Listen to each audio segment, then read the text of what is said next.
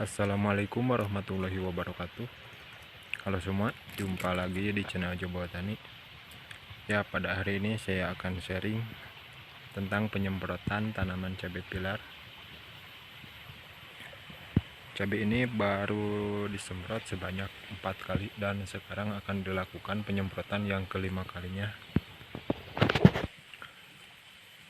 Untuk penyemprotan yang pertama, saya menggunakan Alika secara tunggal dengan dosis 1 tutup atau 10 ml per tangki sprayer. Dan untuk penyemprotan yang kedua, saya menggunakan Ganasial daun dengan dosis 1,5 sendok makan per tangki sprayer, dimix dengan Sentamix dengan bahan aktif Abamectin untuk pencegahan trips dan kutu-kutuan. Untuk dosis saya menggunakan 1 tutup atau 10 ml per tangki sprayer.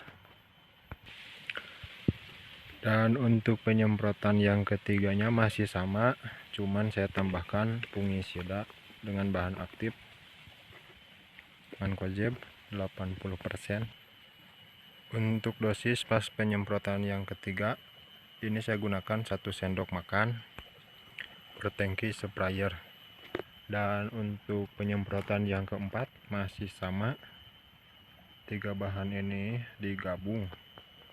Dan untuk dosis yang ini, piktarnya saya menggunakan 2 sendok makan per tangki sprayer. Dan sekarang akan dilakukan penyemprotan yang kelima. 3 bahan ini sudah saya tidak pakai. Dan untuk penyemprotan yang kelima, saya menggunakan HX MKP dengan kandungan fosfat 50% dan kalium 35%.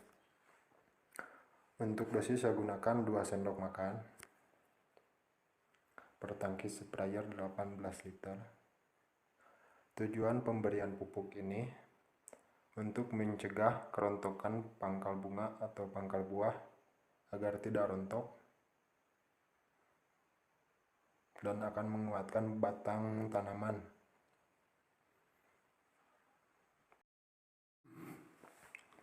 Untuk langkah yang kedua, saya menggunakan fungisida Scors dengan bahan aktif Difenoconazole. Saya gunakan 10 ml atau 1 tutup per tangki sprayer. Tujuan pemberian fungisida ini selain juga sebagai zat pengatur tumbuh, ini mampu mengatasi bercak daun. Karena sebagian tanaman saya sudah ada yang terkena bercak daun. Kita tuangkan ke dalam tangki sprayer. Oke, mantap.